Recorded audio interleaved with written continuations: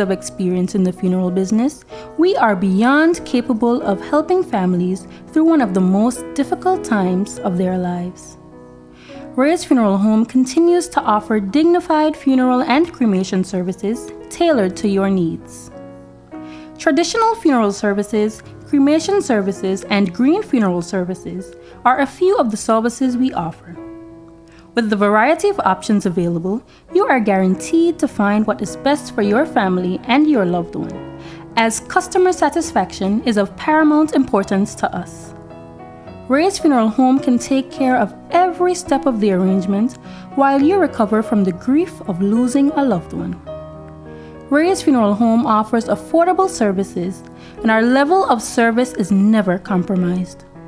Because we care, we are continuing to offer payment plans individually suited to your financial needs. We offer pre-planning arrangement services at our current rates with no additional future fees. We send off your loved one with dignity and pride. We have set high standards in the funeral business that we maintain and improve. No one offers the quality and care like Ray's Funeral Home. For assistance and service, please contact us via telephone at 497-2278, 476-2779, or 584-2278, or email us at raysfuneralhome@gmail.com. Also follow our Facebook page, Ray's Funeral Home, and stay up to date with current happenings. Ray's Funeral Home. We are your caring funeral directors.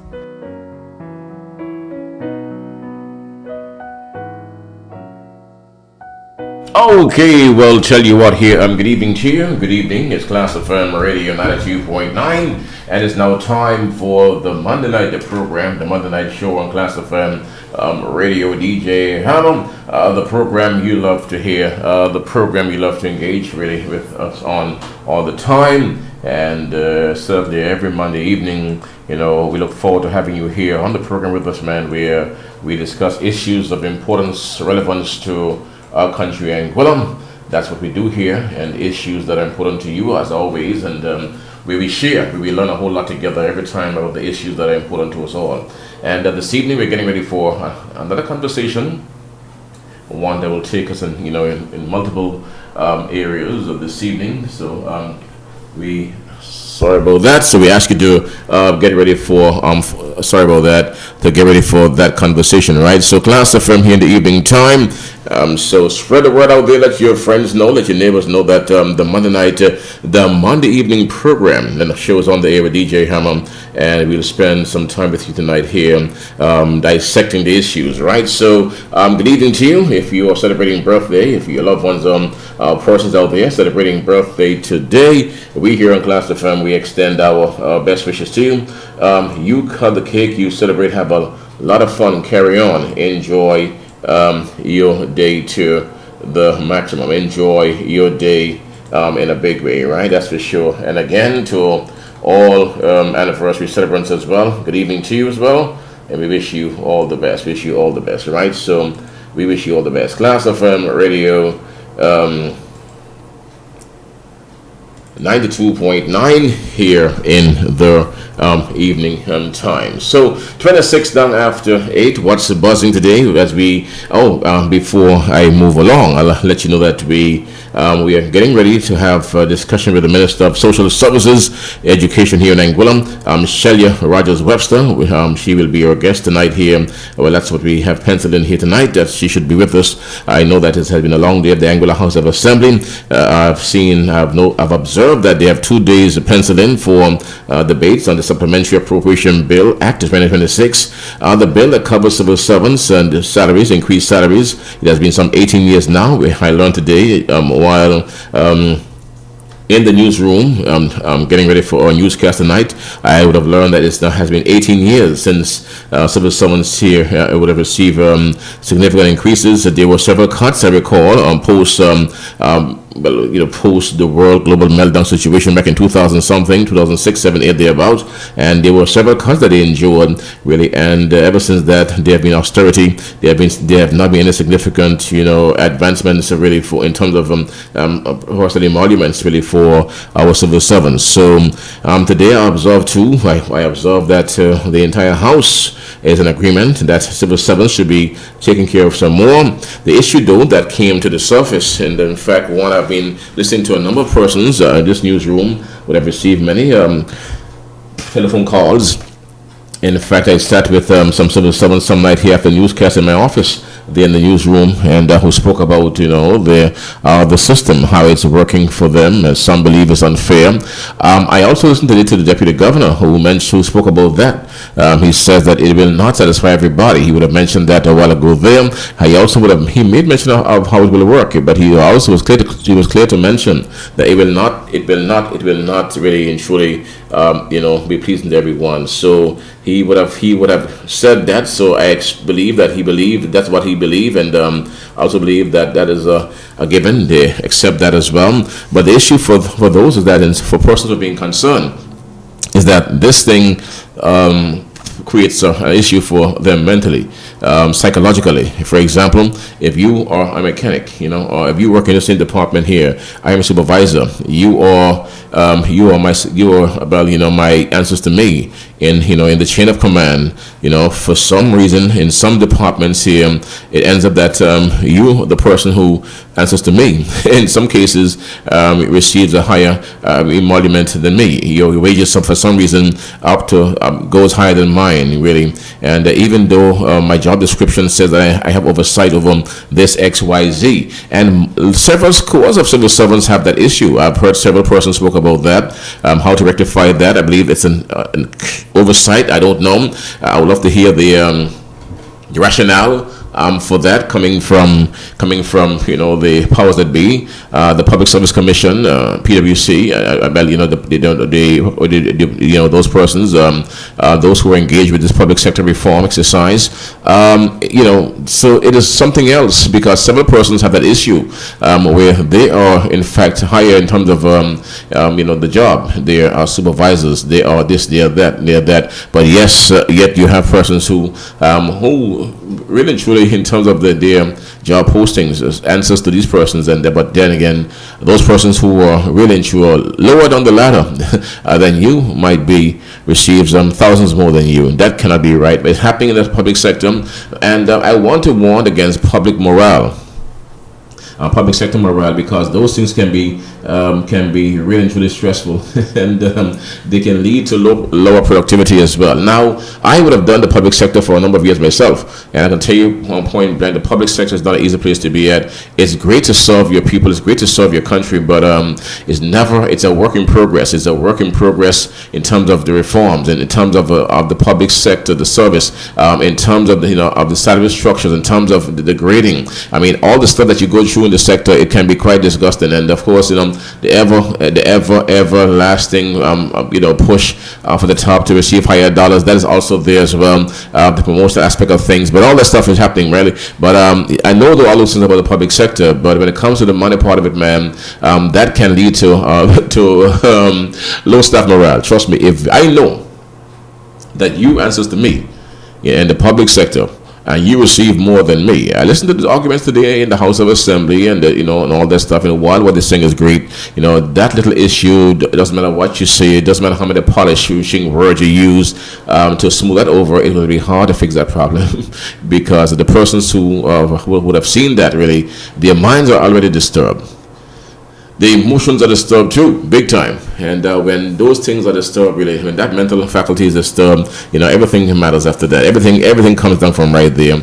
So you become distressed. You become down-curious. You lose your drive. So we don't want to have that in the system either. So, a couple of things that tonight I'll pose questions to to Minister of Social Services when she gets here. I believe that I'm not sure if she would have heard about those things in her area at all, but other ministries, departments across the public sector would have had that cry, and I would have gotten this cry from several departments on the various ministers here within the Anguilla Public Service. But I want to hasten here to add too that the Anguilla Public Service falls on the remit of the deputy governor and the governor. Those people control that in a big way. The Anguilla government have a duty really to ensure that all is well there. We have to do the what's right and ensure so someone's not catered to. The finer details, I believe, they will take care of that. But I believe, though, that the cry is so loud that at some point they will have to bring some what you call rectification to that problem, really, because it represents an issue that requires sorting out. So that's one of the issues that we are seeing right now. Also, back on the bonnet tonight too, the big story again, the Anguilla House in London. That's also on the cards too. I heard that being thrown around. The Anguilla House in London is another talking point here in our country. I listened to the comments on that. The Anguilla House is back up and going. So it appears Dr. Webster would have said that he said he heard I listened to his bit really. He heard the Premier mention that, and also Cardigan Connor, elected member for West End, Minister of Health, Tourism and Sports, mentioned that they're also looking at that still, the Anguilla House. Over the last couple of months in Anguilla, you will appreciate the fact that that has been a major talking point in our country. Even during Anguilla Day, I listened to the former Premier Dr. Ellis Webster, leader of opposition. He also would have touched the issue during his presentation, really, at Anguilla Day. He wanted to speak about those things. So it has become a rallying cry for the opposition. I listened to many of them on the WhatsApp reels that goes around here, and they've been rallying loudly against the proposed purchase of Anguilla House. It is being used to rally the base of supporters for them in a big way. And even yesterday, I was on the street and listened to a number of persons who were lamenting, persons who I believe are strong supporters of the APM about the Anguilla House. Every morning I have my share of persons, APMers, who are on my system, who comes up and speaks loudly, and even just a while ago on my way back to the studio, a number of those persons were on my WhatsApp messages lamenting about this Anguilla House in London, and having a go at me for really based on what they claim they heard today in the Anguilla House of Assembly. So these are all live issues that are of interest, and of course all of us here in our country, Anguilla, and we will begin in a bit with Minister of Social Services Shellya Webster, who will help us tonight to unpack a number of the things that we are hearing really swirling around the society. The other issue that also appears to be on the never-ending issue, and of course it will never end because the world is in a state of flux. Really, we're aware of what's happening. The Donald Trump issues, the Iran issues, the Israeli issues, they are swirling out there in a very big way. Geopolitical tensions, the wars in Iran, the issues of gas, fuel, etc. These are all issues that are alive and impacting what we do here in Anguilla and across the Caribbean and the wider world. So we are going to unpack quite a bit this evening here. I've just been joining. Of course, she should not be long because she was in the house all day. We had it all day, and even tonight in the newscast, I was able to clip a piece of her presentation really for the newscast this evening, where she I heard her really rallying really in support of the public sector reform, and more specifically, the increase in salaries for civil servants, which I observed the entire House appear to be in support of during today's sitting of the National Assembly. And I think Madam Premier would have said it best. It rights a number of wrongs, really, and sacrifices made over the years by civil servants. I listened to that piece as well. And Rogers Webster also today was strong in support of civil servants increases in the Anguilla House of Assembly. And she was also strong on the issue of one raised by the member for Island Harbour, where he spoke about cost of living in Anguilla, and she dealt with that matter comprehensively as well. But I invited her here tonight to unpack a few things, and I'm glad she came. But she was at the house all day, and this speaks to another dimension of public service where even though she was in the house, she's here tonight again to face you one more time. So Minister Shellya Webster, Minister of Social Services, good evening to you, and it's a long day for you, but we won't keep you long. But good evening to you. Welcome to the program. A pleasant good evening, Hammer. It's certainly a pleasure to always be in the studios of Class FM. It's been a while since I've been here, so I just want to say a pleasant good evening to everyone listening via Facebook Live or radio, and of course a special good evening to the constituents of Valley North. Yeah, Valley North. All right. So let's jump into it right now. I know that we would have lost a titan, a legend himself in broadcasting and also culture in Anguilla. Last Saturday, Mr. Leroy Richardson, Lee Once Production, Brother Lee, a very sad and shocking incident that want to still have me really reeling, and I'm sure that is we have to extend sympathies to the family, really. Absolutely. Hammer, thank you for the opportunity. I do wish to put on record publicly my sincerest condolences to the family of Brother Lee, who's of course a cousin of mine as well, who would have grown up with in the Little Lake Stony Ground community. And while there may be a lot of persons who may know Brother Lee, there may be some who don't know him. But Brother Lee is a cultural icon. Yes, ma'am. He's an individual who has been very intentional about investing in culture, but also recording cultural pieces and presentations, cultural preservation. He's also invested significantly in the development of the Calypso art form. He has written for junior Calypsonians. He's written for senior Calypsonians. He's written so much and done so much over the length and breadth of his life for the preservation of culture, for the development of culture generally. And so he really is truly a cultural icon, not just in our community, but in Anguilla. But outside of that as well, he was an exceptional public servant and did a number of significant years in the Anguilla Public Service over at Environmental Health. He would have been very instrumental in the development of the Caratos site and all of those stuff for years significantly.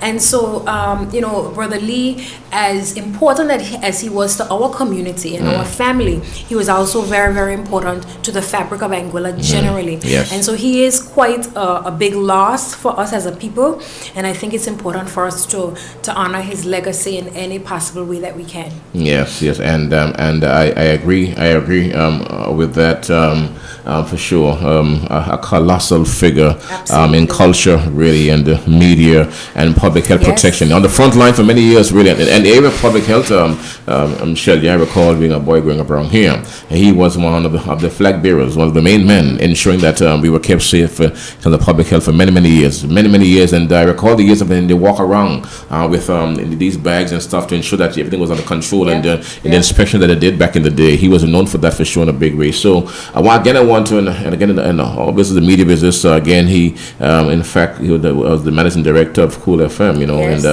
and so I really want to extend our sympathies to all those, and Bevan and the whole team, all those persons who mourn his passing, his family circle as well. We have lost a giant, really, and on several levels, that's for sure. Let's get down to some action, some stuff here, Shellya. Today, the House met today, and I suspect tomorrow as well. Yes, we'll be meeting tomorrow again. And what is before the House now is the supplementary appropriation bill. And for persons who may not understand that, it is quite usual and normal for governments every year to do supplementals, right? That is for sure in the governance scheme of things. What makes it special is that this one really and truly, $41 million I think it is, and is now earmarked for public sector salaries and public servant salary increases, and that's a big deal for them. For years, before you got here, I mentioned that civil servants, they carried us for many years through all sorts of situations, and I recall back in 2006, when the world bottom fell out, civil servants were subjected to several cuts. You're well aware of that, and they never really got back to where they were really and truly, and they were asked to sacrifice a whole lot, and this really and truly brings some balance now to really, and some ease really, and some sort of a reward for their sacrifices in so many ways. Now, in terms of this being sustainable, is it sustainable though? 41 million, is that tall figure. Yeah. How are we financing this? Is So- it sustainable? Yeah. Yeah, so a couple Yeah. of things, Hammer. I want to start by saying that about $36 million was provisioned in the budget, in the existing budget for this exercise. So I don't want the public to think that this is a full additional $41 million Okay. for the The public provisions service. were there right? before, okay. Provisions were there before of about $36 million. Provisions were there before for this. There were provisions that started in the 2025 budget under Okay. the APM administration, and our administration also made provisions for it. However, all of this money was ring-fenced and earmarked in the Ministry of Finance. It would be inappropriate to move that money to different ministries without coming to the House of Assembly and doing an appropriations budget because of the significant amount it is. So essentially, when you talk about an appropriation, when you're paying salaries, every salary is paid from the particular ministry that it's earmarked from. Okay. The monies, because you didn't know how much people were getting in the various ministries, all of the money was just ring fenced in the Ministry of Finance. Okay. One of the things that this supplementary budget now does is it actually spreads out this money in the various ministries. So that's the first thing. So it's not an entire $41 million that is being that is new money Okay. that is going to this exercise. Monies were provisioned for this exercise 2 years in a row because the exercise was incomplete. So that's the first thing, Hammer. The second thing, Hammer, is the reality is with the cost of living challenges and changes, there needed to be an adjustment to the salaries. We could not continue to go on as is within the current structure. We needed to look at the structure overall. Government's revenue heads have been performing quite well, I will say, Hammer. In addition to its existing revenue heads, you're also doing extremely well with the performance of AI. Yeah. We are also looking to drum up even more business in various aspects of the economy. As you know, we are about to embark on the extension of the runway. We expect that once that runway is extended, that will attract additional and significant airlift, which will again open up our borders even more and be able to sustain a number of these things. As long as revenues continue to perform significantly, Hammer, we will be able to sustain this. As you are aware, we have a few $100 million in reserves currently. We're going to continue to increase those reserves over time, as much as possible. In relation to the revenue heads that are performing well, we're going to continue to push for them. One of the things that we desire to have as well is for public servants to understand, especially those who are responsible for revenue collection agencies, that the better you do at your job, the better government will perform. Yes. We're all in this together. So all of those revenue collecting agencies, whether it's customs at the ports, it's important for us to increase our public service skills, our efficiency, the ease of doing business. We're all in this together. So if the public service performs well, all of us would be able to be successful and perform well. So that's critically important. The envelope, Hammer, that we're asking isn't outside of the fiscal flexibility, our fiscal room. There is more than enough room now to cater for these things. So in terms of the uplift of the public service salaries for the foreseeable future, it is sustainable at this point in time, and we are comfortable with it. One of the things, Hammer, that we wanted to do as an administration, we wanted to look at the GST reforms. As you know, we did a significant GST reform last year in August.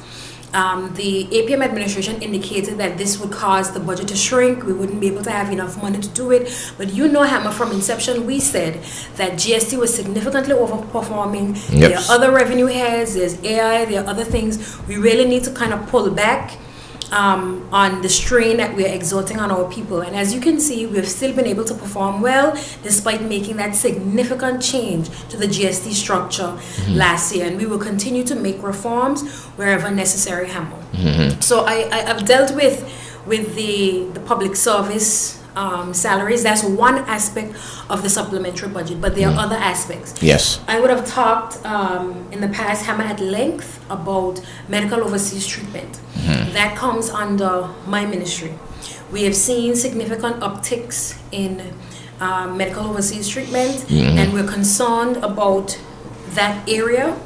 We felt it wasn't adequately provisioned for. We have the fiscal space, and we thought it was important to appropriate additional $3 million. $3 million into the overseas medical treatment area. But the thing is, I want people to understand, we're not just only throwing money at overseas medical treatment.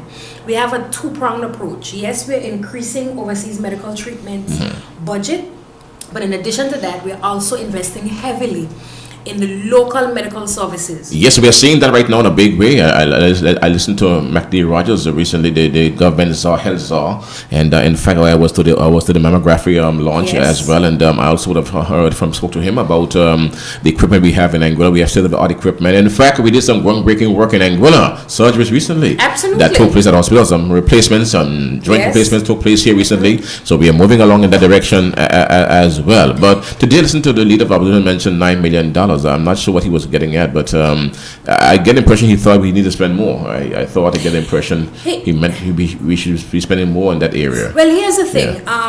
Dr. Webster is the level of hypocrisy that really comes from Dr. Webster is actually laughable.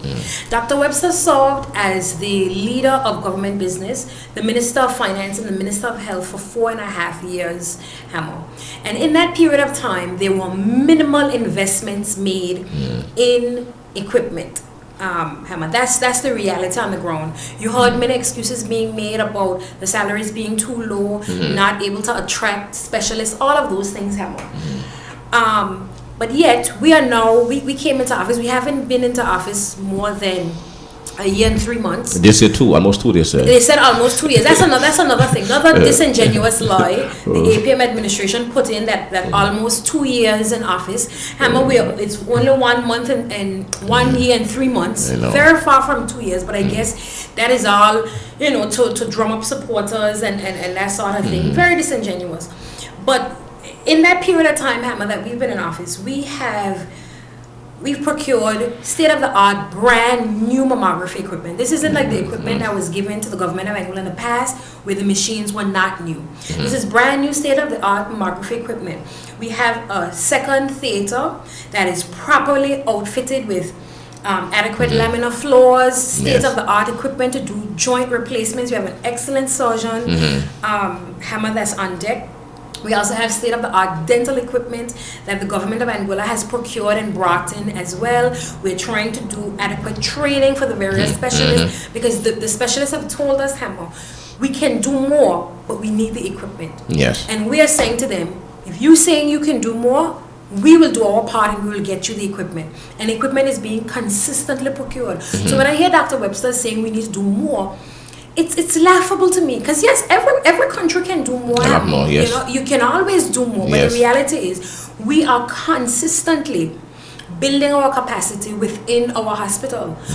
We have done more in terms of procurement of equipment and stuff in the last year and 3 months than Dr. Webster did in 4.5 years. That's a fact, It's a fact. We have never had mammography equipment in the public service ever. The new C-arms and also the laparoscopic tower machines we have there now. I heard him mention those as well, and those are, state-of-the-art, brand new equipment. This is not handed down equipment that's used. This is brand new state-of-the-art equipment. Yeah. Okay, so these are significant investments that we are making. In addition to that, also referenced in this is the funding of additional positions in the area of health as well is also being appropriated within government's existing funding. Again, that tells you that we are focused on health. That tells you that health is a top priority for this administration. So to say that it is not, or to say that we need to do more, is for me a little bit disingenuous. Now I know the politics, you gotta pretend as if nothing is being done. You have to jab away. You have to jab away. But we also need to be realistic, as well in relation to this. I also want to talk a little bit, if you'll allow me to, about some of the other areas. So I referenced already overseas medical treatment. But one of the hot areas though that people want to hear tonight too, the issue of civil servants and the salaries, the scales. I heard several persons from the department ministries, not only yours but other areas too, who spoke about the structure itself. I know it's a reform that's underway here in Anguilla, but there are some persons who are supervisors, for example, are here, the person who's supervisor down here, but yet persons here receive more cash, more salary than them who are up here. That appears to be an imbalance. Have you seen that? Have you heard that? Because I am aware of a particular situation that you described, because I've been formally written to on the situation. That matter is being handled through the proper chains, through the public service, not through us as ministers, because we don't have any control over that system. But what I will say is this, right? The process is only as good as the input. Okay. Right? In order for you to get a certain outcome, the input that you put in is supposed to be adequate. Okay. If you have somebody that is reporting to you, the person's job description is supposed to reflect that adequately. Some of the challenge that you see is that a number of the job descriptions in various departments have not been adequately updated to reflect what is happening on the ground. So the agency who's doing the consultancy can only work with what they have.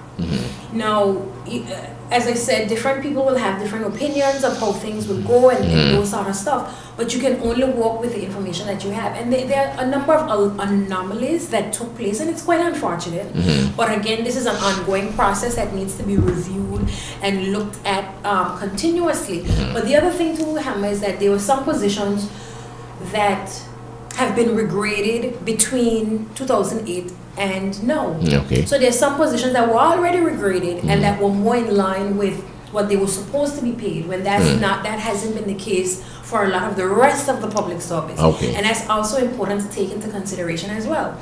Now, there are some people, Hammer, who are extremely happy with their increases, and then there's some who are very unhappy with their increases. Then there are some who are comparing their increases to other positions and other situations. So you really have a mixed bag of nuts, Hammer, in relation to it. And you always have that with these reviews. So as much as possible, I'm trying to encourage the public administration and the deputy governor to do the comprehensive reviews and look at the case-by-case situations where the ball may have been dropped, to be able to adequately address it. But something that I want to address, because Dr. Webster brought it up in the House of Assembly. Dr. Webster was contradicting himself, because he pretty much said he thinks that there should have been a higher percentage at the lower levels and a lower percentage at the higher level. He said that, yes. But he also said that the specialist positions are not, they're not enough money, because you can't attract a specialist for that amount of money. So to me, you're contradicting yourself, because you're essentially saying the specialist positions at the higher level are supposed to be a lower percentage, but you're also saying that we can't attract them with the current salaries, even at the higher percentage. So it's a contradiction. But the other thing is this, Hammer. Dr. Webster's administration is who determined the terms of reference, not our administration. You determined that you are going to do a case-by-case basis, look at every single job, make the necessary comparisons to every single job in the public service, and then you grade them based on those comparisons. Not that you would do either a higher percent below or lower percent above. You didn't determine that. But now that the process has gotten results that persons are complaining about or you are not happy about, you're trying to say, well, it should have been done this way. But that's not the way it works, Hammer. Mr. Webster had a responsibility to determine exactly how it should have gone. He had the opportunity to do so more than enough time. When we came into office, the contract with PwC was already signed. The terms of reference was already prepared for how the job reclassification exercise would go about, Hammer. So, and also, I want to make it clear that as politicians, we are not involved in that process. No. Up to now, we don't have a copy of the report. We don't. You don't. The report was sent from PwC to public administration. We have received presentations on the report, but in terms of the actual copy of the report, we don't have a copy of the report. That is the reality. That is between the deputy governor and public administration, the Ministry of Finance, and that is the reality. We've made the necessary provisions budget-wise, because that is our responsibility as members of Executive Council, but in terms of the actual process, that is beyond us. Maybe it's time to remind us, our people as well, that it is the governor's office, the deputy governor, who has oversight over that public service too. They're responsible really for that public service in a big way. and they call lots of the shots there. Government funded really, but when it comes to the administration of the public service in Anguilla, it's controlled by Altair. Absolutely, absolutely. So the government of the day sets whatever the policy direction is. You determine what you would like to see the outcome and the overall process. And then once you have outlined that and you've expressed that policy direction, then you hand that over to Altair to handle how that process is done. And I understand that, Hammer, because you also don't want a certain level of political interference. So once the government of the day determines this is the policy direction, these are the terms of reference that you would like to see happen. Once that is determined, you then can go in and handpick who gets what, how much. You can't do that because then that becomes political interference. So you really can't do that, Hammer. There has to be. So after you said the terms of reference, that falls to the local administration terms of reference. The local administration determines the policy direction. So whatever it is, it could be the performance review. It could be any sort of policy direction. You are expected to sit with the relevant permanent secretary and say, listen, this is the way I would like this to be done. So they could have determined we just want to come up with a straight across the board percentage increase. They could have determined, okay, we want to give 25% at the bottom, 10% at the top. That the administration could have decided this is the policy direction that we want to go in.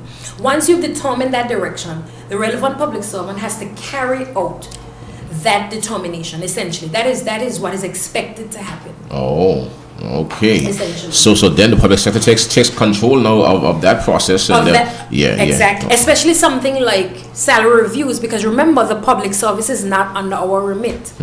That the public service, and whether it's salaries, whether it's grading of jobs, none of those things come under ministers. All of that comes under the deputy governor's office and public administration.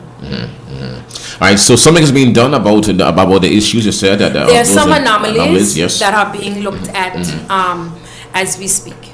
All right, the issue of cost of living again that came up today in the House of Assembly again. Our former premier raised that point, and I heard when you would have clapped back really on that too.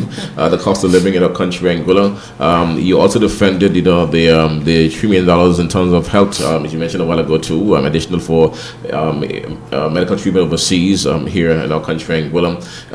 Cost of living, and you read out today a litany of what appeared to what you said were achievements really of the administration in a very short time. If you were to describe cost of living in Anguilla right now and where we are, how things are going right now, how would you describe it right now? Because that appears to be one of the rallying cries of the former administration and their supporters, that things are high sky in Anguilla and you can barely afford. Of course, there's some guys in the morning early that tells me flat that they're hungry, they can't make it. But how would you describe what's going on here? Well, I have a couple of things. Cost of living is determined by a number of different factors. One, you have the external factors. Anguilla is a small island. We import just about everything, including fuel. So we are at the mercy of the prices globally, right? In addition to that, we are also a country that has taxation. So a number of our revenues come from importation tax, duties, those sort of things, Hammer. So those are two distinct considerations. What the government of Anguilla has done is that we have intervened in areas where we have control over. And the main area that we have control over, Hammer, is the taxes and those sort of things on fuel, on imports, GST, those sort of things. We've done that. You know that we delivered last year a $40 million relief package, which the APM administration said was not going to be sustainable. You shouldn't do it. You shouldn't take off GST at the restaurants and all of those things. They said that, Emma. They're on record saying that. The premier said he was disgusted by the relief package that we were offering. We delivered that last year. When we recognized the issues with the volatility in fuel, Hammer, we didn't wait until after Anglet raised its prices to intervene. We intervened prior to Anglet raising its prices. We would have kept the surcharge where it was at for our people, and we covered the additional cost. When Angela came back and said, listen, this is getting worse, we did not say, well, we're not doing anything else. We agreed to cover the additional cost as well, Hammer. Unprecedented. And I want to put on record, this is very different to the $500 that the APM administration was giving. Because you know, Hammer, you could not benefit as a business from the $500 that APM was given. At all. But I am certain that you as a business that has very high operating electricity costs, you are now benefiting from the relief package that our administration is offering. Yep. So when I hear Dr. Webster and I hear the APM write things like businesses are uneasy and all of these things with the current pressure and businesses feel like they're being attacked and they're not looked at, it's baffling to me, Hammer. Because all of our relief measures take into consideration the business community. Now, are prices in the global space volatile? Absolutely. But that's not specific to us, Hammer. I made the example of WAPA today in St. Thomas. You know, Anguilla has a strong connection to two countries, St. Thomas and of course St. Martin. Yep. Both of them have similar challenges in terms of electricity. GE has their issues and WAPA have their issues. WAPA down there right now, Hammer, is having constant blackouts. There is no relief at all to anyone, whether from the federal government or the local VI government. Again, Anguilla has given unprecedented relief. These are cost of living relief, Hammer. So I don't know if cost of living is a buzzword, but cost of living means the cost whatever it costs you to exist, to live, to run your daily operations. Those are being addressed, Hammer, by the government of Anguilla. But we didn't stop at just electricity, Hammer. We went to fuel at the pump. We took off all duties, all importation duties on fuel at the pump for those 2 months, Hammer. And we're at a point where we're going to have to make a decision soon on whether we will continue this or not, Hammer. But we didn't stop there. We went further. We went to the removal of duties on freight and insurance. Unprecedented, something businesses have been talking about for years, about how unfair this was. We did that temporary removal, and we are actually doing an assessment to see the impact that has had on our revenue collection to make further decisions, Hammer. These are unprecedented areas of relief. So to say that the government of Anguilla is not addressing cost of living is extremely disingenuous. Because, Hammer, when GST was implemented and we talked about the business community and how the business community was affected, can you imagine if we had only given $500 to the homes and not assisted businesses with the electricity costs? What would have been the implications, Hammer? Increased costs in the stores. Of course. Significant increased costs. How would the supermarkets have been able to handle that additional fuel surcharge? Significant. Couldn't take it. So to say that we are not addressing cost of living is totally disingenuous. And I had to destroy that argument today for the leader of opposition. And I said to him, I don't know if he's being genuine and he's out of the loop because he doesn't live in Anguilla and he doesn't understand what's going on the ground, or he's being facetious. But he knows that his administration didn't deliver these things, Hammer. GST was implemented in 2022, July of 2022. No significant change to the GST structure happened until January 2025, Hammer. That's the truth. That is the truth. So throughout all that period of time, you weren't aware of the cost of living pressures. You weren't listening to the people. You weren't hearing that the people were crying out. You weren't hearing that the business community was suffering, Amma. But all of a sudden, now you are a guru on what's happening in the business community. Yes. So Hammer, very, very disingenuous. Very, very. It was right here on your radio station that one of the key supporters called the business community dogs, Hammer. Dogs, man. Dogs. They refer to them as criminals, Hammer, repeatedly in different areas and different circles, Hammer. In response to overseas medical treatment, the former premier, Dr. Lorenzo, said essentially persons should sell their land, should consider selling their land to cover the cost of overseas medical treatment. These are not things that we are making up, Hammer. The country cannot forget these things. They're documented. They're documented. You know, it's not like years ago when these things were not documented. So you brought up cost of living, Hammer, and I wanted to reiterate that we have responded significantly to the cost of living pressures. And you know what people need to look at when they got that first bill? That first bill, when they saw that skyrocketed figure. People screamed. They screamed. And you know, we were a little bit sad that it came out like that, because we had asked ANGLEC not to put it out like that. But I actually think that was a blessing in disguise, because then people could get a real appreciation for how much government was actually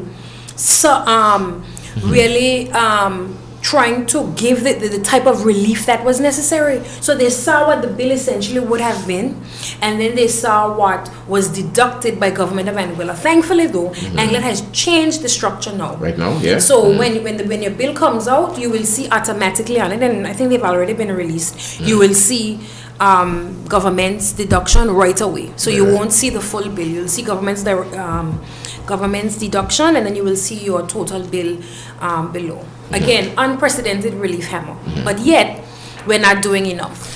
I also noted today I saw two flyers. One with $3 million that you announced today in the House for overseas medical treatment, and also one of $10 million for was it water or something? Yes. So remember, Hammer, under the old administration, there was a very contentious relationship between ANGLEC and the government of Anguilla.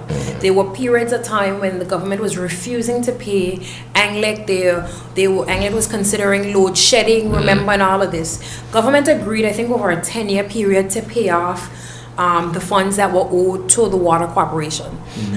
This administration felt it was necessary to try to get that debt down as soon as possible, so that government doesn't continue to have a noose around ANGLEC's neck while they try to move aggressively towards renewable energy integration. Yes. And so government has committed, because we have the fiscal space and room to be able to try to pay that debt down quicker, Hammer, than anticipated. So that's part of that 10 million as well. But in addition to that, Hammer, we haven't put a dollar amount in, but we've also earmarked some funds. It's a little over 10 million, maybe closer to 15 million. We've earmarked some funding. We've retained some funding. We refer to it under restricted expenditure to support the possibility of the continuation of government's fuel surcharge program and related contingency provisioning. So again, we're looking at that space very, very closely, Hammer.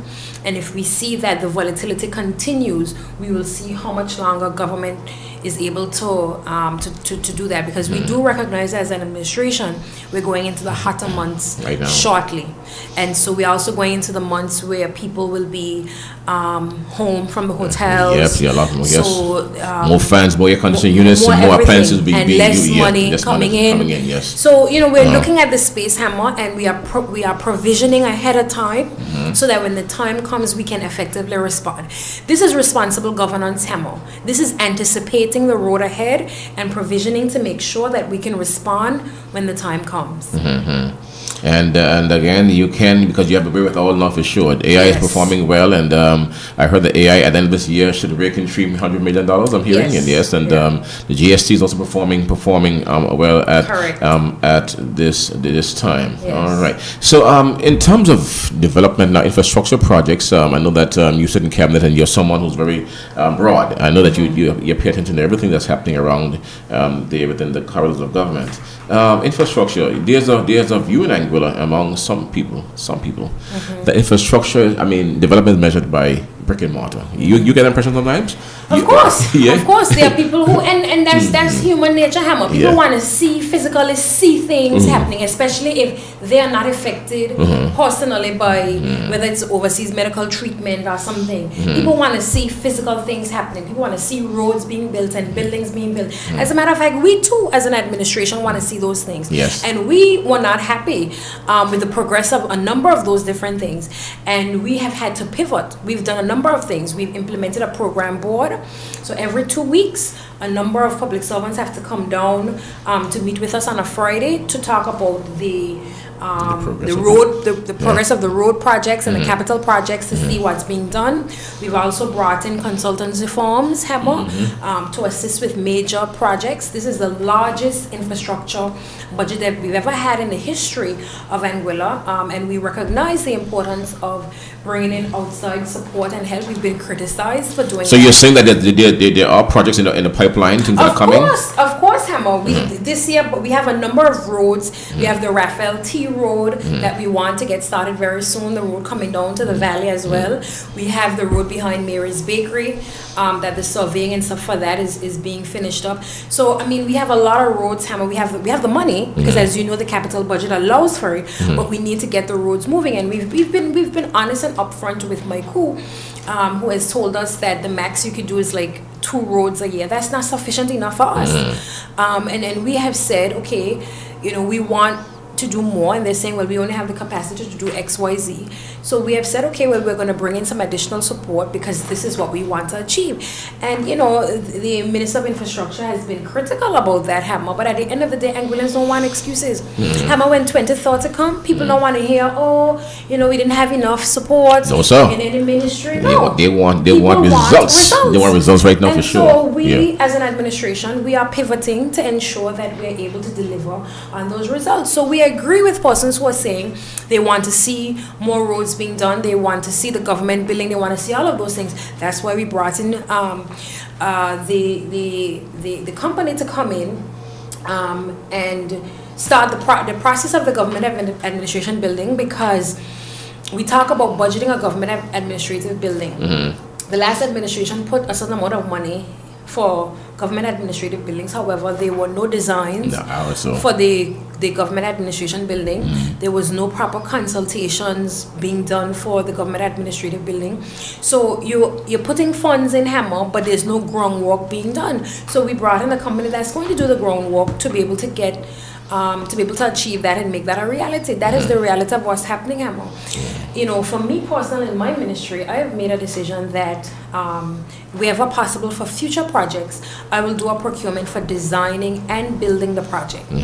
What that means is that Michael won't necessarily have to design my project in my ministry. They can focus on other big ticket items in their ministry, and on outside local architect can design. You outsource it. You outsource it. Okay. Can design it, and then you procure one time. Design, build, procure one time, and you just head out because the funds are there. Again, that's taking pressure off of Michael, so that they can focus on more things within their ministry. Again, Hammer, you have to be creative. You have to adjust.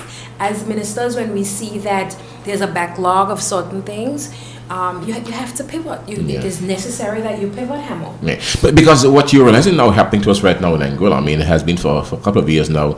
We all know the public sector. You work there, I've been there by myself, and things run slow. The wheels turn slow within the public sector, very slow, and with procurement, it can turn extremely slow. we're of that in other areas too. So I'm saying, Hammer, I want to say that on procurement, because procurement has its challenges. But sometimes I think the public doesn't have an appreciation for the entire procurement process. Because remember, the procurement process is supposed to start at the department level.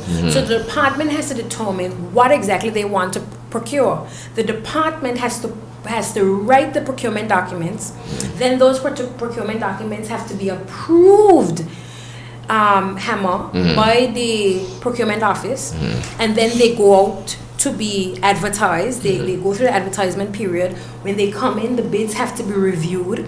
After the bids are reviewed, then recommendations are made, and the procurement board has to accept or deny depending on the level. Sometimes you hear people say, oh, something is going to procurement. But when you do your backtracking and you check, you realize, well, the department hasn't actually prepared the procurement documents. So you keep hearing the word procurement, but procurement has many different layers. And so, you know, sometimes you'll go on a meeting with a group and you'll ask them, okay, have you finished the procurement documents for this? And they will say to you, not yet.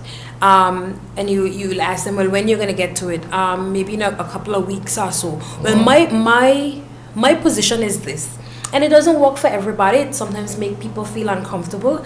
But you have to tell me when you expect the procurement document to be prepared. Not in a couple of weeks, not in a couple of days. You have to tell me a date that you expect this document to be complete.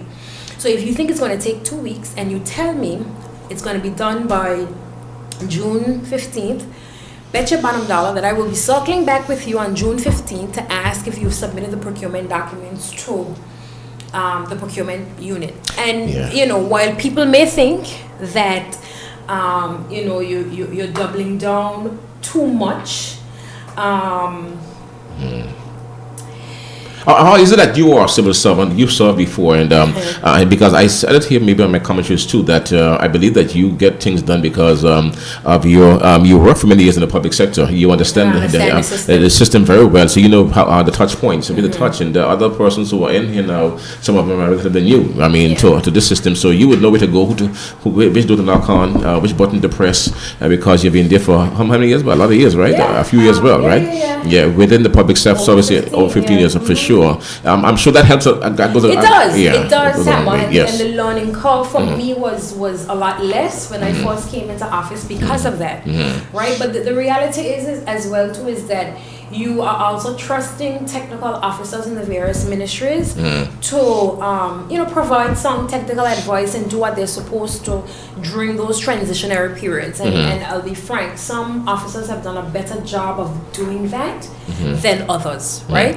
And we're talking about performance, we're talking about compensation as well, but we also need to talk about performance and delivery on public services. And I've been very vocal about this. I grew up in the public service, so I'm a public servant at heart, right? So this is not an indictment on the public service, but I've recognized that we need as a public service to do better. We need to figure out how we can address people's needs better.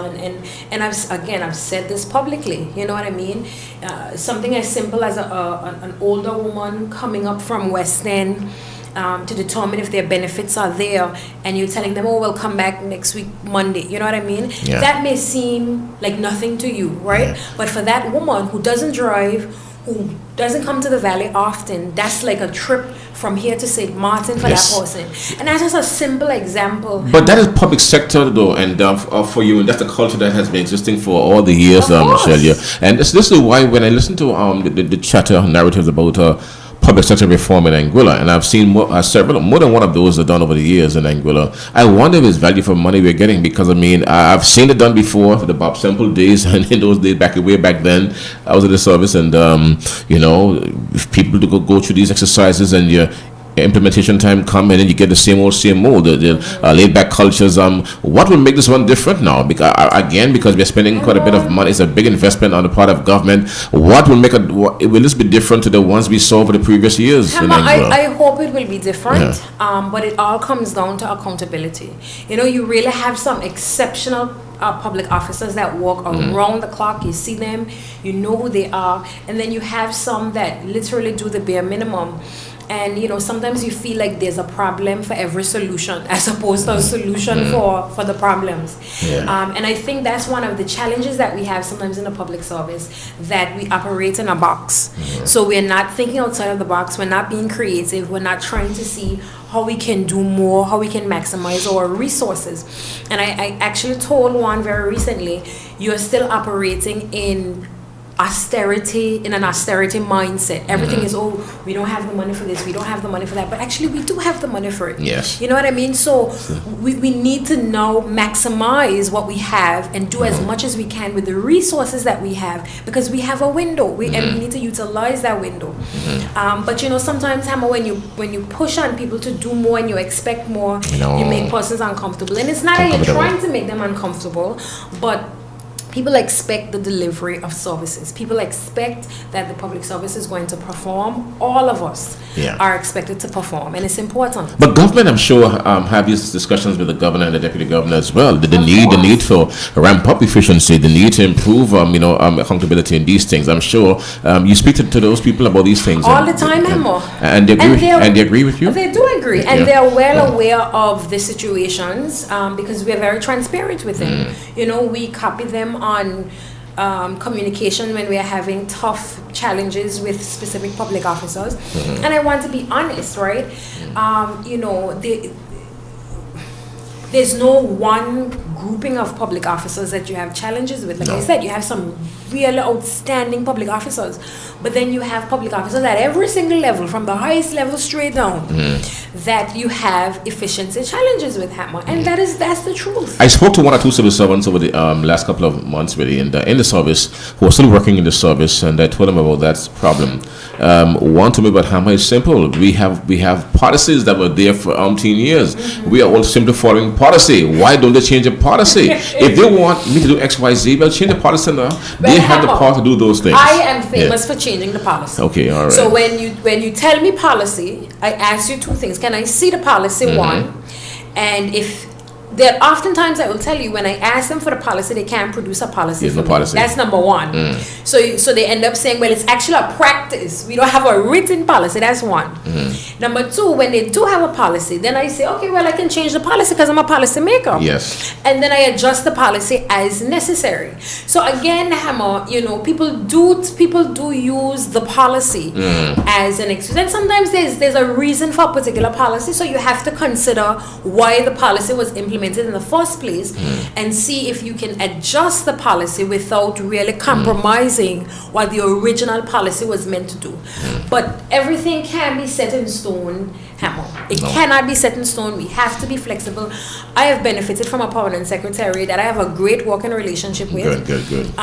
She understands my vision. She understands the way I operate as well. She doesn't take offense. We have a very positive relationship. She's open. Very she open. is. She gives me her views very direct, and frankly, I give the same. There are times when I take on board her views and I adjust my position, and there are times when I say, well, PS, I respect that, but this is the direction that I desire to go.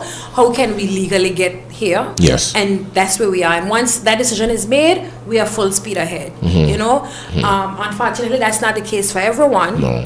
But I can say, at least at my ministry level, I have that. Because again, it goes back to what I said to you earlier. The fact you would have had 15 years in the public service, working in various capacities, you understand the run of the mill. You understand the ropes and the corridors within the public sector. So they see you as one of them. You have to respect you because you know public service. That's part of it too. Now, in terms of, I see that we're working on, I know this is not your ministry though, but the water project, and the pipes are here and have been here for a very long time now too. And you might know this. So what's the hold up with the pipes? Why are we not having pipes in the ground? I would have had that call from several persons over the last couple of weeks. Why aren't pipes going in the ground? Okay, Hammer. So I'm going to let Mr. Hodge deal with this when he comes. He'll probably come in here later this week or next week. Yeah. But what I will say is this. We're suffering from a situation in the public service where we're not doing enough concurrently. Okay. And this was also a challenge that I recognize. Oh, we need more manpower? Not that we need more manpower. We just need people to recognize that if you're procuring a particular product, and you need to also procure the labor while you're waiting on that product to come, you should be working on the procurement of the labor. Oh, work in tandem, keep working together. No minister should tell you that. Yeah. As a technical officer, you know what is necessary for this to happen, right? Now, there was one delay, I will say, because there was a decision to do the utilities infrastructure. So that took a while. Anglet took a while to get back to them. So there was that delay. But outside of that, because it also happened with the Blowing Point facility, labor was only procured after the stuff came on the ground, right? Again, that is something that is a challenge. These things need to be procured concurrently. So you're waiting on a facility from overseas to come in. While that's happening, you go through your labor procurement so that by the time that gets on island, you already have your labor, you already issue your contract, you can hit the ground running. Right. But again, Hammer, that literally takes round-the-clock operation as a minister to be able to be checking for and it's not fair. No. I want to say that it's really not fair. And then there are some public servants that think that you're overstepping. They think that you're getting involved in areas that you shouldn't be in, because they've said that. Someone came to me, an older public servant, she's retired now. She said, Shellya, I'm saying meetings that you ain't supposed to go in and so. And I said, well, here's the thing. If I could trust some of the information coming out of meetings, then I wouldn't go to the meetings. But unless I go there and I ask the pointed questions and I get certain information, I can't make informed decisions. So I'm not going to the meetings because I want to go ahead, but I don't have anything to go. But if I don't go, I feel like sometimes I'm not furnished with adequate information. And Hammer, there was a particular situation that I thought was wrapped up, sealed, and then all of a sudden you hear that this isn't complete. But I had to go on the ground myself because the advice that I was getting was not It was not sound advice, I saw you pounding the pavement. So I had to. I have a choice. Yeah.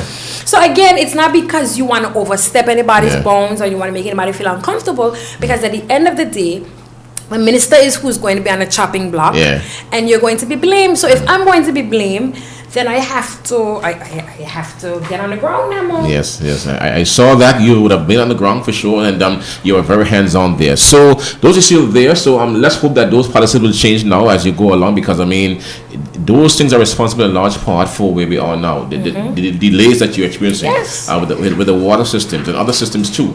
I'm sure of that. So let's hope we get those rectified. So is there a window though when you will begin to see some infrastructure work being doled out for people? Is there a window? Time frame? I think you'll start to see some significant movement by August. You'll start to see some significant movement in different areas. Yes, you'll definitely see some significant movement. All right. Maybe even before that, but that's my conservative timeline. In terms of government and the purchase of lands, I know that that's another big thing now, and I would have encouraged that from even here. We have from funding, and government already to have lands. I told listeners that I but I grew up hearing the stories of the lands around here. It was Robert Bradshaw and Brandon Lloyd, David Lloyd's father, who secured lots of lands that we now have as government here in Anguilla. Back in those days, it was Carter Rays and those persons who came in who had the lands here. And government, back in the 50s, 60s, in division of Robert Bradshaw and others, they acquired lands for us here. I'm seeing that you acquired some already too, which is a good thing. I have spots of land. I've been highly criticized for that. I think it's important that I address it. I've been highly criticized by a number of the members of the APM administration. I've been criticized by Mr. Elkin Richardson as well, which is interesting because Mr. Richardson and Mr. Courtney Morton have repeatedly said that over the years, Valley North has received nothing under the AUF administration. There are no spaces or anything like that. So imagine now a first-time minister coming in. Within my first 8 months in office, I was able to secure 2 pieces of property in the Valley North area. And of course, I only announced the pieces of property after they were already acquired. So there was nothing that you could do by that point in time. But it's amazing that these 2 people have been, vocal about the acquisition of those properties. And to me, Hamma, it's highly hypocritical. So why are they critical of it? What is it? It was not transparently done. They said that it wasn't transparently done. Someone asked why it wasn't procured. First of all, you don't procure the purchase of land. You acquire land in 2 ways. Either you have a willing seller, and government will negotiate directly with that seller. Or if government has a significant need for the land, you can go through the process of compulsory acquisition. And compulsory acquisition has a process. But if you have a willing seller, which in both cases I had willing sellers, and I had willing sellers, Hammer, because I had conversations with the sellers. So it was publicly known, the space in Stony Ground, I wanted to redevelop that space. That space, And then I stopped that redevelopment because I recognized that the seller wanted to sell the space. So once we came into power, I would have sought to see how government could acquire that space. The second space, though, has always been a community space that people utilize. That's in North side, opposite Eric Reed. I would have also done some consultations with people in the community, young people and stuff that currently use the space under the tree to have festive engagements. Christmas time, of course, December 1st, the opening of the season for them down there North side. I would have consulted with a number of them, and they said that they love this space, they're happy with this space. So what I did then, Hammer, is I went on a fact-finding mission to determine who owned the pieces of property. To my surprise, it was 2 property owners. One locally, and the other one, they said the person was living somewhere in St. Martin. I've still not been able to get contact with the person living in St. Martin, but I was able to make contact with the person living in Anguilla. They were very amicable. So what happened was, Hammer, each person offered a purchase price, right? And this whole process, while it's initiated by my ministry, it's dealt with through lands, right? Lands has to value the property. The process has to be done through lands. So those persons gave offer letters. Lands, on the other hand, valued the property. The values that lands gave came in under what both persons asked for. Nonetheless, we went back to them and said, listen, your asking price is above our what land survey valued it as. Are you willing to accept this amount? And in both cases, both persons accepted the offers that were given. Yes. But yet, Mr. Richardson in particular is perpetuating this idea that these people were overpaid for their land. And I think it's very disingenuous, Hammer. And there's some information there. There's information like the actual document that was signed by the landowners. They transfer the agreement between the landowners and government. That was actually furnished to Mr. Richardson. It ended up in the public domain. Mr. Richardson actually showed it to someone. And when he showed it to someone, you could see that the information came from Mr. Courtney Morton. It was Courtney Morton's chat. And the information was sent to Mr. Richardson from Mr. Morton's chat, right? So these are two people who put up their names to serve the people of Valley North and on different occasions. Thankfully, on multiple occasions, they were both rejected because it is obvious that they're not interested in furthering the interests of the people of Valley North. Because whether a piece of property is acquired for under the AUF administration or the APM administration, as long as it's for the community, then to me, Hammer, that's a win for the community. So to try to distort it, and one of the sellers felt really bad about it because he's not a political person, and in the public space. This is a private government document that you would have signed.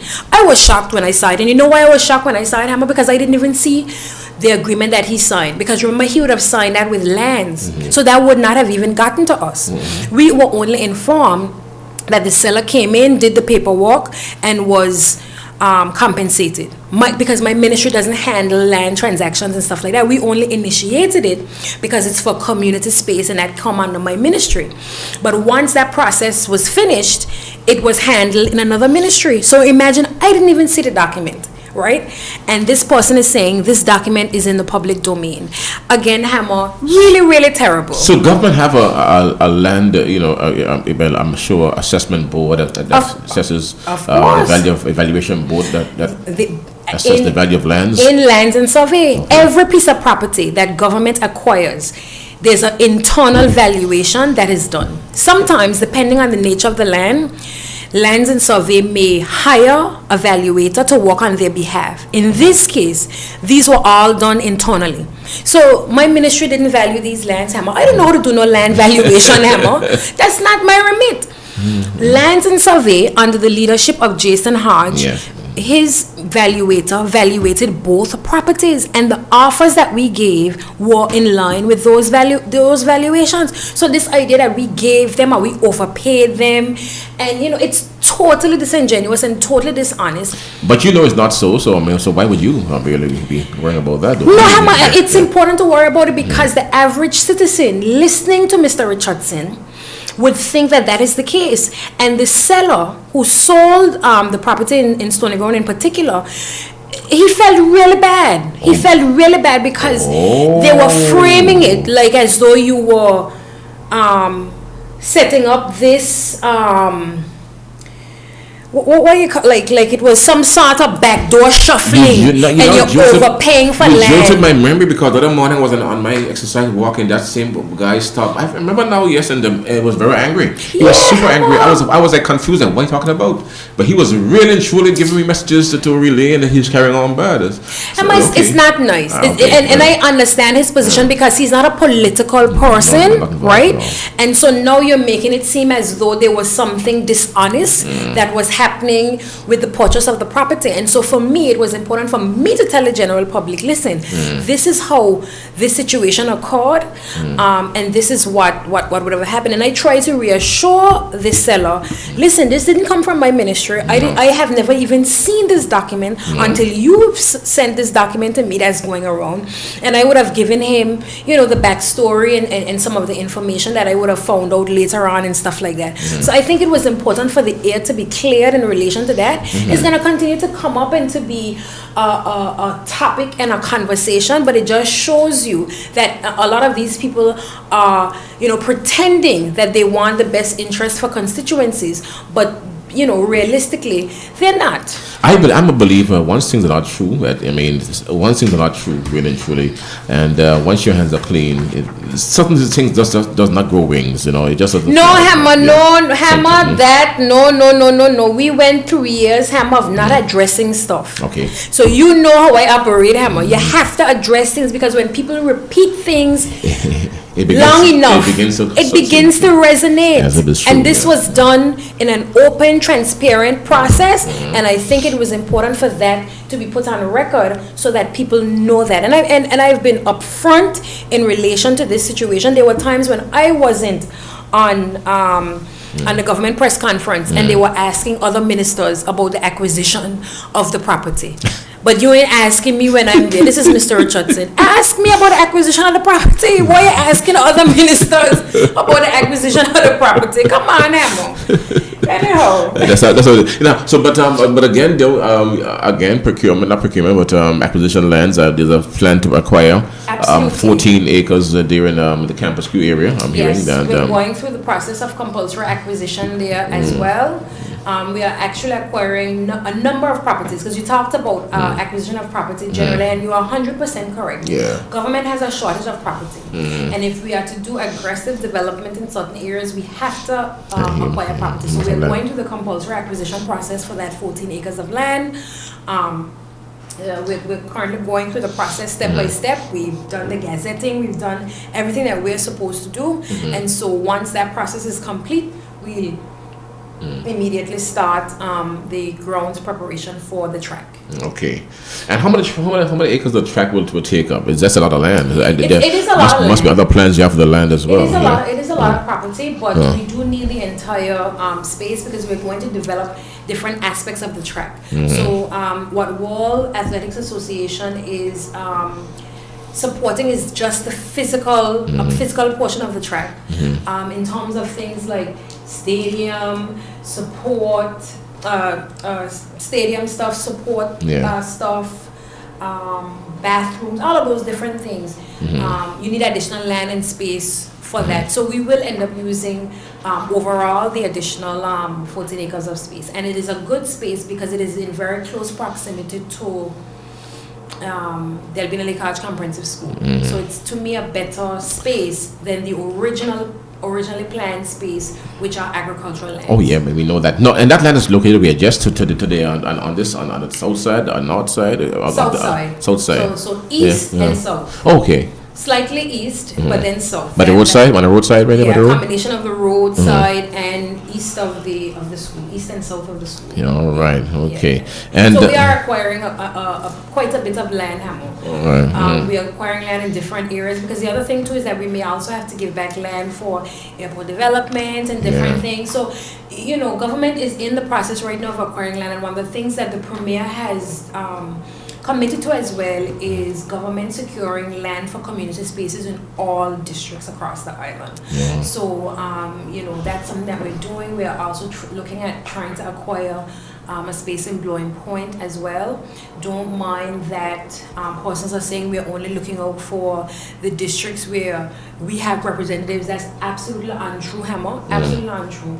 We're acquiring land in all different spaces, and so I know the members of the Blowing Point community are very keen on acquiring a piece of property down there, and so we're trying to work with the seller to acquire that as well. There's a piece of land in Blowing Point in front of the port, and there's a development going on there now. It has become a talking point in our country.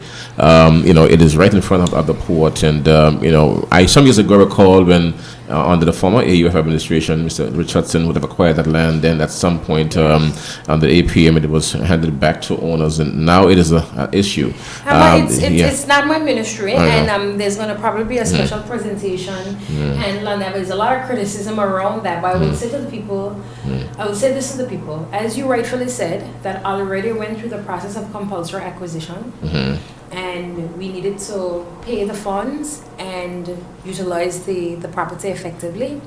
When the APM administration came in, the property was returned to the property owners, and they were paid a percentage For for loss the of use. time, Yeah, yeah. For loss of use during the period Yeah. of time. Yeah. And that would have allowed multiple properties to be built in those spaces that were My already God. compulsory acquired. So when I hear people now saying that we should have stopped this and we should have done that and we should have done the other, also planning permission was given. Minister doesn't have control over the issuing of planning permission. There is an actual committee that does that. Okay. They went through the necessary process, and ASPA was aggressively trying to negotiate with the individual who purchased the property. And like I said, it's not my ministry, and it's Yeah, I really know. not my place to speak on it. Okay, all right. And other members will, but I think when the public, figures out, some of the asks, Yeah. they will recognize the situation that we were being put in. So it's a tough situation, Hammer. Very tough one. And sometimes there's only so much that you can do when people make certain determinations and decisions that may not be best placed. Let's put it that way. As a cabinet, though, airport development, that's a Top priority, for Hammer. sure. Not yeah. just airport development, but runway extension. Yeah, I mean, I know that the how runway extension, strongly yes. I felt Yes, I know. about Runway extension. the runway extension. Uh-huh. So we are full speed ahead in relation to the runway extension. We recently finished the procurement of the contract Okay. to do runway extension. So you're going to be hearing stuff about that very soon as well. We are hoping to be able to secure the necessary lands for that development in short order, because that is critical to overall country development. Critical. Yeah. And ANGLEC, and now again, back to where we are with ANGLEC right now, the cost of fuel on the world market, the war in Ukraine, the war in Iran is actually ramping up the prices. The Strait is still closed, and renewable energy has been on the cost for some time. Are we advancing that? How are we moving in that direction? Look, we have a CDB loan that was passed and is being processed. Can we ramp up that? Can we get busy? Can we really accelerate that process? We are trying our best. We made it abundantly clear to the board as well as the new CEO that this is government's top priority in the renewable energy space. Right now, should be. They have committed as much as possible to push this forward as quickly as possible. Government is trying to give them all the resources that we owe them. We've already committed the land and everything, so government has done everything in our power. We have supported them both publicly and in writing in relation to the granting of the CDB loan and all of these things. So they recognize the importance of this, and we've told them we made it abundantly clear that we really need significant progress in this area by the end of the year. So, fingers crossed that they will continue to push forward. But we met with them about 2 weeks ago, and they committed to pushing as hard as possible, especially with the new CEO being in place. And I know this is not your area, but there are lots of new vehicles on the street. I've seen, I'm not sure if you received one. Those vehicles that are there, there was some criticism leveled against those vehicles recently as well, that you are buying too many vehicles, and and there are things to be done in our country and good. What's the backstory? What's the story of these vehicles? Where are they coming from? Thank you very much for that. So Yeah. my vehicle wouldn't have been one of the recent ones that came. I would have gotten my vehicle last year, myself and Mr. Rogers last year, because my vehicle actually broke down. So it wasn't working for a period of time, and Mr. Rogers didn't have one to begin with, because there was 8 members who were elected. So Mr. Rogers and I would have been the first to get 2 of the newer ministerial vehicles. But I want to put on record, and this is where the hypocrisy comes in, Hammer, because ministerial vehicles were earmarked in the 2025 budget. You are aware, Hammer, that the area of administration did not set the 2025 budget. Was set by the former in February, and it was set the end of February, so March, and it was set by the former administration. So I think it's extremely disingenuous for any of them to be talking about ministerial vehicles when all of those ministerial vehicles were paid out of the 2025 budget, Hammer. As a matter of fact, when we first came into office, it was myself, and because Mike who came to us, they made an elaborate presentation letting us know that they're in the process of starting to procure the ministerial vehicles, but not just ministerial vehicles. I want to say that the budget had more than ministerial vehicles. There were vehicles for other government departments. There were vehicles for the police. So it's not just ministerial vehicles. It was a refleeting exercise. Exercise. The technical staff at Mike would have come and would have said that, their policies to change all these vehicles at a certain period of time, and they're at this period now when they change out the vehicles. The Premier and I at the time said, procure vehicles for the ministers who need vehicles, who don't have vehicles, and let's wait a little while to see if we have the room and the space to be able to continue to do that. Because remember now, Hammer, we are a new administration coming in. Brand new. While the funds were budgeted for in the 2025 budget, that is a fact, Hammer. You still also wanted to make sure that this is something that essentially could have been done. So in the initial stages, as you would know, for almost the first year, the ministers used the old vehicles that were assigned to them. Later at the end of the year, Maiku procured the additional vehicles, again, still in the 2025 budget. Those vehicles have been sitting in Maiku since the end of January, Hammer. You know that you can't procure a vehicle in January and it come in January. No. Those vehicles were procured in 2025. What? And then they were sitting in Maiku, again, because the public servants did not progress the insurance quickly enough. And they were only issued to ministers last week. When they were sitting in Maiku since January. They were there for so long? They were there for so long. From January. And they came from the 2025 budget. They came from that was done by the former APM administration. They were paid from the 2025 budget, Hammer, and they were earmarked for ministerial vehicles to be procured in the 2025 budget. That is a fact, Hammer. The persons at Maiku can verify that it is a fact that the vehicles were earmarked for the 2025 budget and they were paid for by the 2025 budget. That's not something that we're making up, Hammer. So that was not the AUF budget. That wasn't the AUF budget, Hammer. We came in early March, the end of February. So now to have them talk about ministerial vehicles is so outrageous and disingenuous. But what's amazing to me is that we don't bat an eye when the governor receives a new vehicle. But for some reason, elected officials are not supposed to have vehicles. So we're supposed to continue using vehicles, some of them which are worse than our own personal vehicles.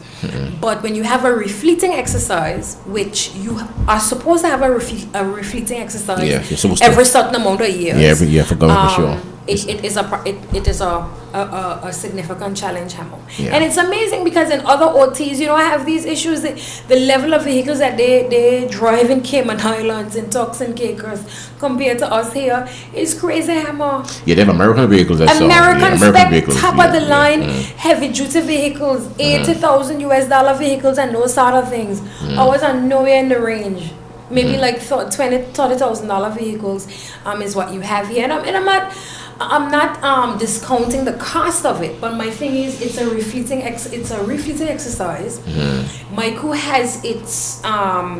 has its policy on changing out government issued vehicles and stuff like that. We don't have a problem with that. But to make it seem as if this administration went and handpicked all of these brand new vehicles is so disingenuous. And some of the persons who are actually perpetuating that are coming from the ministry that's responsible for the issuance of the vehicles. Totally disingenuous, Hammer. What can you do? All right. Well, folks, we heard it there now. Just about 10 minutes now, 11 before 10. So anything else we should touch before we... I actually want to touch on the situation relating to the Calypsonians. Oh, that matter. Yes. I actually want to put on record my sincerest apologies to the Calypsonians for the challenges that they are facing. But I also think it's very important that I am open and transparent about the entire process. Hammer, that one of the key things that I wanted coming into this position is to get some very strong chairs on various committees. And the one committee that has been a challenge, and I will be honest, from inception, has been the Calypso Committee. It's a tough area. Because I had three potential persons that I wanted to solve on that committee. Two of them outright declined and said, you know what, they can try to help in other areas, but they just don't want to solve on the committee. And I respected that. It's a rough committee. The other person decided to chair another committee and has been doing a very good job on that committee. So I'm grateful that they agreed to assist, but just a different committee. So that was one challenge coming in. Last year, Drac would have taken it over for us, and he would have done his very best. Yes. It wasn't without challenges. Yes, of course. And this year he decided that it wasn't something that he wanted to continue doing, which we respect as well. And in addition to that, one of the main sponsors has decided to go in a different direction. And they would have expressed this to me a couple of months ago. They're still going to sponsor the Summer Festival, but they decided to move away from Calypso to sponsor something else. Again, we respect them. They have their reasons for why they went in that particular direction. And then the main platinum sponsor has gone through a transitionary period, changing their CEO and that type of stuff. And a decision was not made in the level of sponsorship. Okay. And it's funny because a couple of days before the Calypsonians came on radio, I actually, in full disclosure, I reached out to the CEO personally as minister, and I said, we're really in an untenable situation now, and we really need to know if you, as the platinum sponsor, if you're going to come on board and support. Because if you're not going to come on board, we really need to pivot now and figure out a way forward internally. But we would like to make that decision once we know what your decision is. And the individual promised me that there would be a decision early this week with the way forward. And of course, then the Calypsonians went on radio. So I would have shared, very, very frankly, I would have shared the link to the relevant persons in relation to what was said on radio with the Calypsonians and the issues and stuff like that. So again, it's not that Calypso isn't a priority, but as you know, Calypso is a challenge. And there are a number of persons. Carnival is predominantly... I know Carnival is something... Predominantly voluntary to a degree. Yeah. And so there are a lot of persons who just prefer not to be involved with particular committees for one reason or another. So, but there will be a meeting this week with the Calypsonians, and I'm also having some off-record meetings with the subcommittee chair for Calypso, but also with the chairman. They've already had their emergency meeting on the plan forward and that sort of stuff. So, as I said, Hammer, it's not that Calypso is not a priority, but like I said, it has been a challenge to really find willing persons to also serve on the committee. And I want to thank Mr. Romney for taking on the challenge. It's a rough job, right? But even Mr. Romney struggled to get committee members. Because like I told you, and I know he's not lying because I experienced it when I've asked for persons to come on board to support. It has been quite a challenge. We know how the Miss Anguilla pageant has turned around, Hammer. Yes. You know how that pageant has been elevated. The Junior Calypso is after a great start as well. So we really, really have to do better, but that also takes persons who are willing to really support and come on board, to really help us to elevate the art form. So we're no closer still to knowing what the prizes will be, and by the end of the week, the end of the week, we will make a determination. If we don't hear back from that platinum sponsor, we will make an internal shift, and we'll be able to update the Calypsonians. So the issue is that we just didn't have a sponsor, really. We didn't have, not that we didn't have a sponsor. One of our main sponsors decided to go in a different direction. Okay. And the platinum sponsor didn't make a decision as yet. And that has been a challenge. A challenge, okay. Yeah. And they've said that it has been a result of them making their internal transitions. They changed their CEO and those sort of things. And again, I might respect that. I understand that with all that is happening in that sponsor space, they have a lot going on in that space right now. And Carnival probably is not their priority. I understand that because there is a lot going on in that sponsor space. There's volatility. There's volatility happening, in the fuel space. There's so much happening, right? I know. So sometimes these things are end up being on the back burner. That's the reality. Yeah. So I don't blame the sponsor, but as I and also rightfully transition said, as well. They're going through their leadership transition. Yeah. And as I rightfully said to them, we just need your position. If it's that you cannot support, let us know so that we can pivot and make our internal determinations moving forward. Yes, yes, and that makes the world of sense as well. Okay, all right. So, folks, you heard it here from the Minister of Culture here in our country, Angola. So things are shaping up, and of course, Carnival is just a lot. It's what it is. We enjoy it, and it has its bacchanal too. If you're well aware of that, your cultural one too. So that's what the come. But you know how I getting licks from all sides. Oh, I realize that. Then you got some of them that saying that it's because I'm the minister and people for me are in the show. People ain't going. Lord, Tenny's and hammer. This bar was walking right, and I had a laugh. I heard about a guy who came to one guy and said, "I said, what? You bring a song for these people?" And the fellow said, "I can't do it. The minister is this." You see here? So when he said it, I had to laugh to hear that story that he can't because the minister is affiliated with this and all these things, man. And it's hilarious, but I knowing you, you're a professional, your hands off for sure, and you understand culture in a very big way. So the things that they're saying there doesn't hold the water, and I certainly and I don't believe in muzzling anybody, any Calypso. Because they also mentioned that they were told by somebody that committed what to sing on. So I heard that story too. And I actually asked, called and asked about that, and essentially what occurred was that the chair, cautioned them about certain things. He referenced a situation in Trinidad recently where I guess Calypsonians were litigation was undertaken, that type of thing. So sort of like a cautionary situation, telling them that the committee will not be responsible for any litigation or anything like that. Not necessarily telling them do not do XYZ. So I thought that was not enough context was not given for that situation. But like I said, I listened. So I went back, I asked the committee, but I also called the Calypsonian who mentioned it. Yes. And the Calypsonian would have given me adequate context. Yes. That was not reflected in my view in the communication. But I guarantee you that this administration is not trying to muzzle anybody. As a matter of fact, call me and say, but Shellya, who trying to stop the Calypsonians from talking about certain topics? Because Mr. Hodge knows that's not the way we operate. The Calypsonians are very, very important. Yes. Part of our society. They are the mouthpieces of what's happening in any country, and so any topic that they want to speak on is critically important. Even if they want to sing on me as a minister, that's okay. It's important for them to be able to have that flexibility to sing on whatever they desire to sing on. So I can tell you from an administration point of view,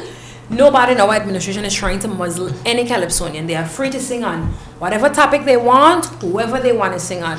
Well, I hope the guys in the East hear this tonight. They will have heard the message loud and clear for sure. And please bring your Calypso, man, because no one will muzzle you for sure. Hi, Minister Rogers Webster, thank you for coming in. Thank you for the information. Of course, I'm sure it will be received by our people because people require clarity. And you're right, though.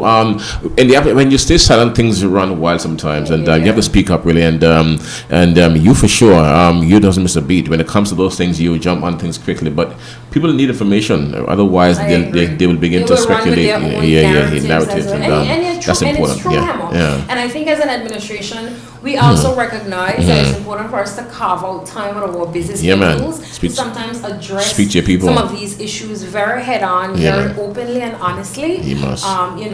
About some of those issues, but also recognize that there are challenges and be upfront and say, listen, we don't have a perfect situation with this, and here are some of the challenges that we are facing. And I'm very upfront about those things. Before you go, the fact that you understand the public service so well, and the others who are in the government now for the first time, and some who may not understand the ropes, though. Wouldn't it be a cool thing, perhaps, for you though, to somehow, because you have experience in this thing, wouldn't that help the overall administration a lot if you was to do perhaps in some way provide some support in that area? I do provide significant support. There's a particular minister that relies on me significantly in different areas, and he's very open about that. But at the end of the day, we all have our individual ministries. And they're heavy. I have a very heavy load. I have education. Education is significant. There are people who make the comment that maybe I don't spend enough time in education, but I do education every single day. Every day, right? Every day I do more education, way more education than I do culture or social development or any of those things. Every day I'm faced with education related challenges. So you are working around the clock, and like I said, you have to be extremely hands-on. So what I try to do is high level advice to ministerial colleagues in areas that they may be having trouble navigating, and I give them advice on whether it's how to move funds around in different areas, how to identify underspend funding in certain areas so that they can maximize their priorities, because we've had situations where ministers are being told there's no money there, and then I would have doubled back and said, well, actually, minister, you should ask your permanent secretary if they what about here? Because I know they should be underspent in this area, and they found the money. And the minister always references that. But again, that's because of the experience I have in a public service. Yes, you are. Yeah. So we do have a good collaborative effort, but at the end of the day, everybody is responsible for their ministry, and we all have a lot going on, Hammer. So we're all responsible for our areas. Why is fall under your ministry? Why is the Yes. And that's now in the forest area still? You need a not that's Zenita Haven. Oh, Zenita Haven, yes. And so Zenita Haven is one of those projects, Yes. Remember, I was referencing earlier when I was saying to you, my future projects, I would want to do design and build, because I've been waiting on the Zenita Haven design. It's soon going to be a year. 1 year. 1 year. Imagine that. For just the design. And you need that Monies were procured last year in the last year's budget under the APM administration for Zenita. I earmarked funds this year for Zenita. We're halfway through the year, and I still don't have the completed, ready to go Zenita Haven document to procure. So for me, Hamo, that is a challenge. Right? So has it been outsourced, or you intend to outsource that? We won't outsource that because it's now in the final stages. Okay. But I just said it to give you an example of how long it just took to get the design. And there are a number of factors that led to that, but the reality is it takes a while. To get there. So and that's a challenge for me. So I prefer to outsource the design for my projects. So that, because if you outsource it, I'm sure the design, you can have your design and stuff within 3 months, right? Maybe even before that. So, those are just some of the things. So when people hear you say you want to go in a particular direction, it's not because you don't have faith in the system or anything like that. It's just that you recognize that there's a long drag and we really don't have the time, the time to waste. That facility for me, I would have wanted to start building that facility January 1st. Yeah. Right? So we haven't even procured the building because we're still waiting on the plans now from the building board. So you believe now going forward, outsourcing some of these jobs might be easier for us, because Michael says they're going to do 2 roads a year, and we need to be at higher than that still, substantially higher than that until the roads are rolled out. For our administration, that's not enough. That's what the roads team said to us. 2 roads a year. 2 roads a year. They said that's 2 roads a year standard. Well, that's not the standard we desire to have. That's not what we signed on for. And so we are trying to pivot to get more stuff done. All right. Minister Rogers Webster, thank you for again for your time, and I wish you well, and I hope to see you soon. Back here on Class FM. Thank you. Thank you so much, Havon, and have a pleasant evening. You too. All the best to you. Pleasant evening to everyone as well in Radio Land. All the best. All right. Shellya Rogers, the folks, Minister of Education and Social Services, here this evening after a long day. She's been at the house all day and with us here for a few hours on the program, our Monday night show here on Class FM Radio 92.9. So I want to thank you for listening and viewing as well, and to remind you that you can join us here. That's next week, Monday, God's willing, around the same time for another presentation of our Monday evening program where we engage quite a bit with you, the people of Anguilla, where we share information that is important to you as well, the issues that impact you really and your loved ones in our country, Anguilla. We dissect them here, we delve into them right here on this very special Monday evening program. So I want to thank you for being here, and to let you, again, to all those persons who are bereaved at this time, we extend our sympathies to you as well, and to all those who are celebrating birthday today. We wish you all the best as well. Okay, so just to let you know that. And just before, and I ease out of here, I'm aware that Jackmaster have some jacks, folks, and they pen quite a bit of jacks, and over the yesterday, Sunday.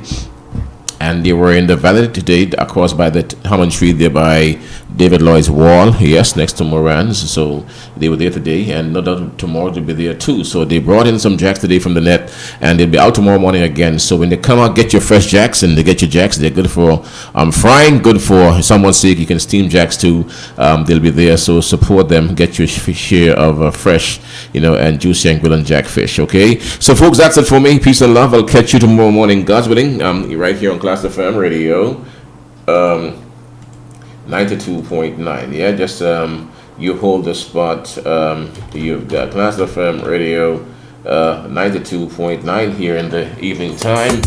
A song by Tornado, Wannabe song. This song written by the late Lee One's production, Brother Lee, and one of my favorite songs that speaks to frustration and all the things, man. And it's a very powerful song. Tornado for you guys in the evening time.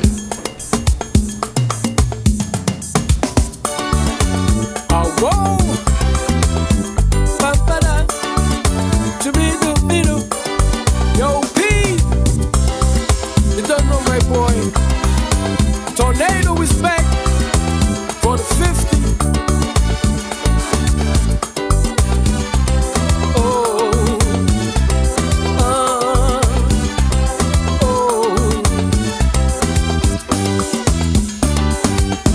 Lord, my heart is aching from this pain I'm feeling.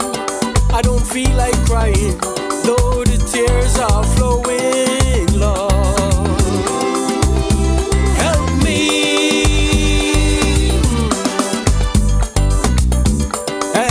Hard to ignore the pain that I have endured, as in this crazy world, like the pressure only seems to grow. Help me, dear God, please forgive me, as I'm tired and weary, and I'm feeling lonely. Frustrations have overcome me. I don't write to write, I write to recite my life. Too much oppression, too much malice and strife, especially when drama is rampant in this country. Hell has been abandoned. Frustration, like it's taking over, like a secret cup that remains undercover. Frustration, it's a silent killer, destroying my brain, stifling my future. In times of great stress or adversity, I had to use my positive energy to control the pain that has muscled me, so that I could be free. Frustration, filled with disappointments, constantly broken promises, through the darkness to find happiness. Whoa, ba-ba-da.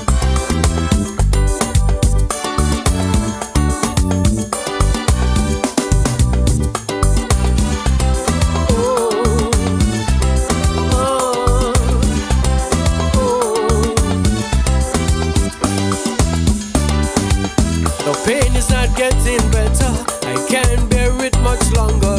The hurt intensifies deeper, I just want to surrender, Lord. Help me. I try to ignore the facts, life seems to be an abstract. Can no longer go on with that. Lessons learned I begin to subtract, Lord.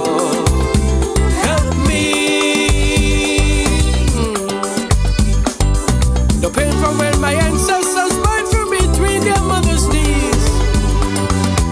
I've been tricked and I've been teased, but there are times when I have been pleased.